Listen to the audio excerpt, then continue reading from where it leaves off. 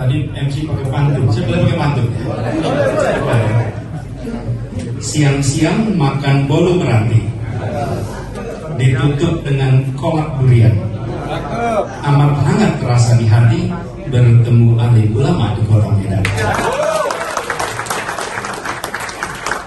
Lama menanti nasi tuntas di tangan, nikmat dimakan perut sampai berat. Walau kini bersua hanya sejenak, kita akan lanjutkan bergandengan dengan erat. Terima kasih. Akan bicara.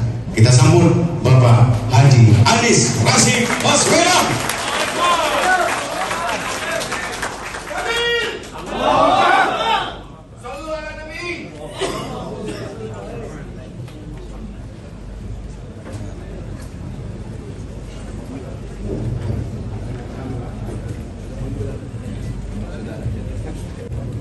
Yang saya muliakan, yang kami cintai, yang kami panuti, para alim ulama, para kiai, para habaib yang begitu banyak berkumpul pada siang hari ini. Izinkan saya menyebut dua yang ada di sini, Buya Kiai Haji Amiruddin dan juga Kiai Haji Zulfikar Hajar yang memimpin doa tadi, sekaligus yang memberikan sambutan Ustaz Legi bin Sukri, dan yang lain mohon maaf tidak disebut nama tanpa mengurangi rasa hormat sedikit pun, karena begitu banyak yang mulia. Bersyukur Allah Subhanahu wa taala pada siang hari ini bisa bersilaturahmi langsung, dan tadi pagi tiba di Medan rasanya seperti datang ke kampung halaman sendiri. Rasanya seperti ke tanah yang terbiasa kita sujud sehari-hari. Saya mengambil air wudhu, rasanya seperti air wudhu di kampung sendiri. Betul bisa pada siang hari ini silaturahmi bersama, dan terus terang saya tidak mengira begitu banyak saudara kita menyambut baik di bandara, di jalan maupun di masjid tadi. Insya Allah itu menggambarkan ikatan hati, ikatan cinta karena Allah yang kita miliki hari ini. Jadi saya di perjalanan tadi sambil jalan, Buya satu mobil. Saya tanya sama Buya, boleh saya cerita Buya? Kalau kita bersama ulama maka tanya, Buya ada nasihat apa untuk saya? Beliau kasih 3 nasihat. Kalau boleh saya sampaikan di sini. 1, syukuri yang ada, syukuri nikmat. Dan tadi korinya tadi membacakan ayat soal itu. La in sakartum la azidannakum wa la in kafartum inna adabi. Dan persis seperti sampaikan, syukuri itu. Kemudian kedua, jangan takut pada siapapun kecuali Allah. Itu pesan kedua. Dan pesan ketiga, gantungkan semua urusan kepada, jangan pada siapapun kecuali pada Allah. 3 pesan itu yang disampaikan. Saya catat, insya Allah ini jadi bekal dalam mengarungi perjalanan amanat yang baru saja diembankan. Izinkan saya cerita sedikit di sini, Bapak Ibu sekalian yang saya hormati. Kami tidak pernah membayangkan akan bertugas di Jakarta. Dulu ketika Partai Nasdem sudah mendukung calon yang lain, mereka belum tahu siapa lawannya. Betul ya? Belum tahu. Saya pun tidak pernah menduga akan mendapatkan amanat menjadi calon gubernur di Jakarta. Dan saya sampaikan pada waktu itu, bila diamanati maka biiznillah akan dijalani. Dan ketika sekarang sedang menunaikan tugas di Jakarta, di ujung selesai alhamdulillah 5 tahun, kemudian mendapatkan amanat baru untuk menjadi calon presiden, saya sampaikan kepada Partai Nasdem dengan segala hormat, dengan rendah hati, dengan memohon ridho dan pertolongan Allah, saya sampaikan saya bersedia untuk menjalani amanat. Tapi menjalankan amanat ini bukan urusan yang kecil, ini urusan yang besar. Karena itu saya mengajak kepada semua, mari kita sama-sama panggul amanat yang besar ini. Besar kecil ada ukurannya, berat ringan soal perasaan. Bila di situ ada ridha Allah maka jadi ringan. Bila di situ tidak ada ridha Allah maka jadi berat sekali. Alhamdulillah kita jalani, saya kerja begitu banyak orang dan kiriman doa dari mana-mana. Kami itu sering merasakan, ya ibu ya, di Jakarta itu udah ketemu urusan sulitnya luar biasa, rasanya jalannya buntu. Sering sekali itu jalan buntu. Tapi kemudian ketika sudah mengira jalan buntu, muncul jalan-jalan keluar dari tempat-tempat yang tidak terduga sebelumnya. Dan yang semula dianggap kesulitan justru menjadi kemudahan. Banyak cerita-cerita off the record, nanti kapan-kapan saya cerita. Kalau saya ceritakan sekarang nanti jadi on the record, ramai pula nanti. Ramai pula. Banyak cerita-cerita. Dan saya perlu sampaikan juga di sini, ketika menjalankan itu semua, kami merasakan betul betapa pesan pendirian Republik ini jadi pegangan.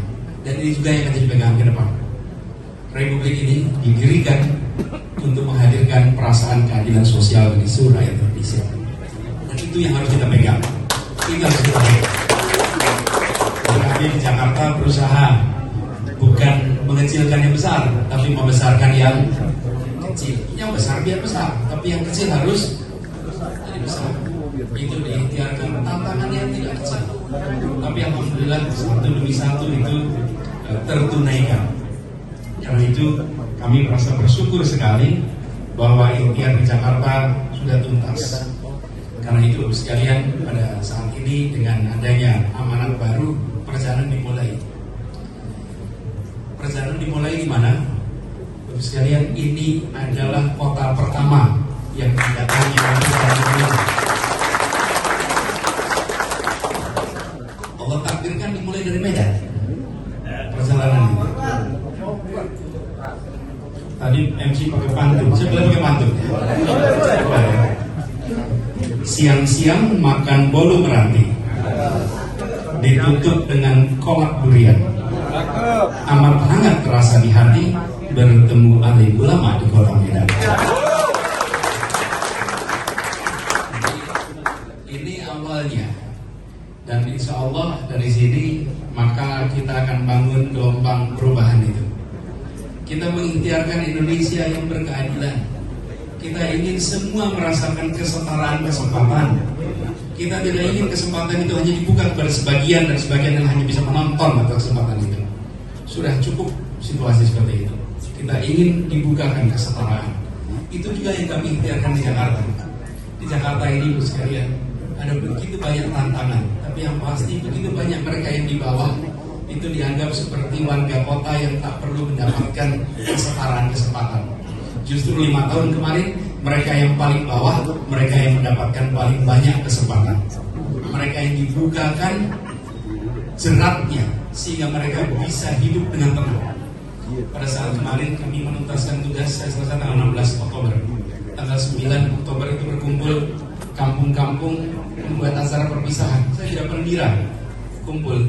Ini ya, yang kumpul adalah rakyat miskin kota, itu namanya jaringan rakyat miskin kota. Kumpul begitu banyak, lalu mereka menceritakan hal-hal yang mereka rasakan, yang saya sendiri terharu mendengar. Karena tidak pernah bayangkan, tidak ada lagi rasa takut akan digusur, diberikan kesempatan kami untuk usaha.